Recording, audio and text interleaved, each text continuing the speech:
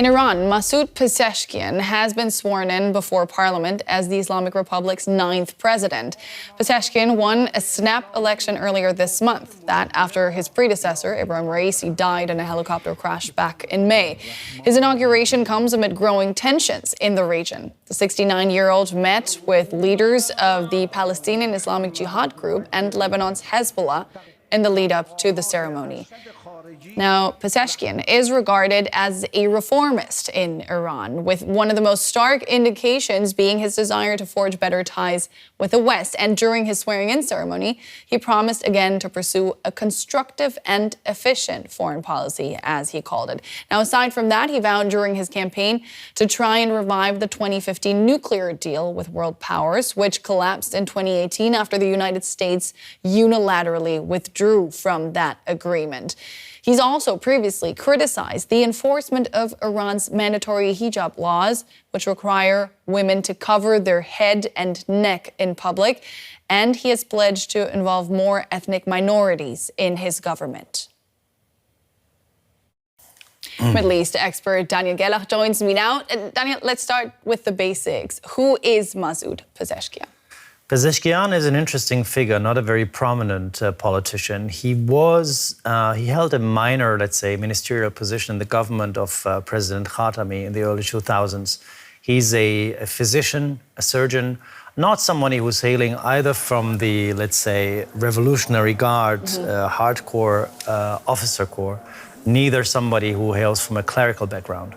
And that is an interesting case. Like Pezeshkian, of course, people say that presidents do not play a major role because they're not veto stakeholders on policies. But I think Pezeshkian can make a difference. He is, let's say, rather popular among minorities. He's from West Azerbaijan and has always emphasized also the importance of the, of protecting the rights of minorities in Iran.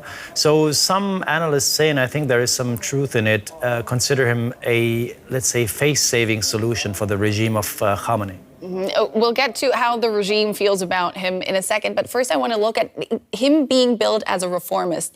The reformists of today have very little to do with the ones we knew in the 90s, do they? That's certainly true. There is no reformist camp, no active reformist camp in Iran. He's a reformist individual. And I was actually, to be honest, one of the analysts who had, in the run-up to the election, suspected that no reformist candidate would make it. And that's why, of course, some people suspect a charade of the regime in bringing this reformist into this position in order to have more, margins in dealing with the population, but also dealing with foreign policy. And I think that is a plausible analysis. So Pezeshkian, in a way, was a last-minute surprise candidate in Iran. And I think, as I said before, he can make a difference. Why? Because, of course, the supreme leader can decide what kind of files he wants to take care of. But at the same time, the president is chairing the cabinet, and the president is dealing with security and foreign policy issues. And if you remember, prior to President Ibrahim Raisi, who died in a helicopter crash, we had a government in Iran which was, let's say, not necessarily reformist, but rather pragmatic. And this government managed to forge a deal with the Western states, with the United Nations, the so-called JCPOA, the nuclear deal, had a rather security-oriented but pragmatic and also popular policy with parts of the Iranian population. Of course, they're not going to, and Pezeshkian is not going to change the regime. He's not going to change the Islamic Republic of Iran. There's no hope that he's going to reform the institutions. But let's say in terms of foreign policy, he also represents a certain school in Iran that believes that they have basically overstretched their powers. They have invested in so many files in the Middle East.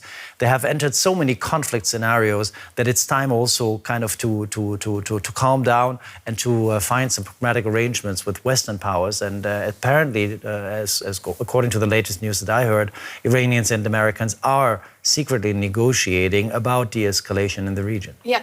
Yesterday, I happened to speak to the former head of the Mossad, and he seemed quite optimistic in regards to Mr. Pezeshkian, saying that his election might lead to more dialogue, to more diplomacy. To what extent is that really in his hands, though? Well, as I mentioned before, it's not exclusively in his hands. For example, Pezeshkian is considered a supporter of the Revolutionary Guard, a military institution, very controversial. European powers have discussing to put them on a terror list, but in fact, he understands that these institutions, be they, it's no moral judgment involved, be they military institutions, they play a role, they have a role, and they can also sometimes counterbalance the influence of the clerics. They can even counterbalance the influence of Supreme Leader Ali Khamenei and of some of the more extreme and more radical people in the political spectrum. So if Pezeshkian can play a role in foreign policy making, as your interlocutor hoped for, depends very much on his personal engagement, but also, of course, on the way that Ali Khamenei is dealing with it. Ali Khamenei has been around as long as Benjamin Netanyahu, so these two leaders know each other fairly well and can, let's say, predict and assess each other's behavior. Khamenei is, of course, a principalist. He believes that the institutions need to be maintained, if necessary, by force, by violence, by crushing down on protest. Ibrahim Raisi, the late president of Iran, was very much a supporter of this idea also. And he also believed that the revolution in Iran is not finished. So basically the institutions of the Islamic Republic need to use force in order to buttress the success of the revolution. But Pezeshkian is not that kind of a person. He believes, I think, that the Islamic Republic can gain nothing by just oppressing popular opinion and by trying to bring it through by force. Which is why he has promised to scale back the crackdown on women's rights, to allow for more social media freedom. Do you think Iranians believe that he will actually make good on these promises at this point? No, I don't think Iranians believe it. I don't think Iranians are going to buy it from him unless he proves otherwise. And of course, that would be a struggle in the institutions. But let's say, to come back to the Revolutionary Guard Corps that Pezeshkian supports, among these people, of course, they are the main, they have the profit and the benefits from the system of the Islamic Republic. But at the same time, there is a new generation amongst them that is not very religious and does not believe in the principles of the Islamic Revolution alone, in the idea that you need to implement these principles by force and protect the system against immoral and against any outside influence. I don't think Pezeshkian is that kind of a person. But let's see. If he wants to reform it, if he wants to convince Iranians, and if he wants to reform the Islamic Republic, which I'm not sure if that's really going to work, he would have to face a lot of strong opposition among the principalists and among those that still believe there's nothing beyond the Islamic Revolution. Do we know much about his relationship with Ali Khamenei? I don't know, to be honest.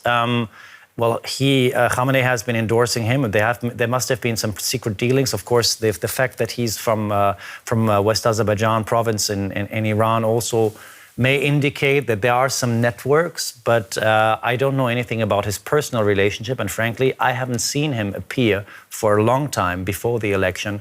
And I don't know any international Iran analyst who brought up his name or considered him an important figure before his candidacy. Yeah, before I let you go, I want to look at the broader picture, because this, of course, happens at a moment of heightened tensions in the region.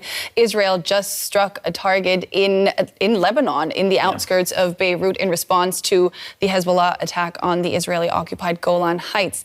How close are we to an escalation? How big is the danger of an all-out war at this point? Well, it looks we're very close to it, and it's actually already happening. Let's do a reality check. People in the south of Lebanon are dying every day. There are bombardments every day. There are certain areas that can't be populated anymore. There is areas in the north of Israel, villages that have been evacuated, 60,000 and more. Now we have the situation in the Golan Heights. So what happened there, apparently, and we don't have all the evidence, is exactly what experts have been warning for the last 3 or 4 months. Both sides are going to taking it to the brink. Both sides don't want to go beyond the red line, but in fact they're provoking each other. And as much as you're trying to deter the other side, if you use the weapons of deterrence all the time, then deterrence no longer works. One side needs to make a terrible mistake, go too far, and force the other into action. And this is actually what we're seeing now. So I think the Israeli side is going to respond. It has already responded. It seemingly has targeted a superior Hezbollah commander, Fuad Shukr, I knew him by the name of Al-Hajj, which was his nickname among Hezbollahis, and of course the United States have also listed him. He's a prominent figure among Hezbollah. We don't know if his death is not confirmed yet. But the Israeli armed forces targeted Beirut, and the question is, and that's probably what you call a regional escalation, if other outside powers are going to interfere, like Iran, which I think they are not going to do at the moment. And the other is if Israel is going to put ground forces into Lebanon. That would be a completely different game, and I think it would cost a lot of Israeli lives, and I think Israel is very much aware of that. Middle East analyst Daniel Gerlach, always great speaking to you. Thank you so much. Thank you.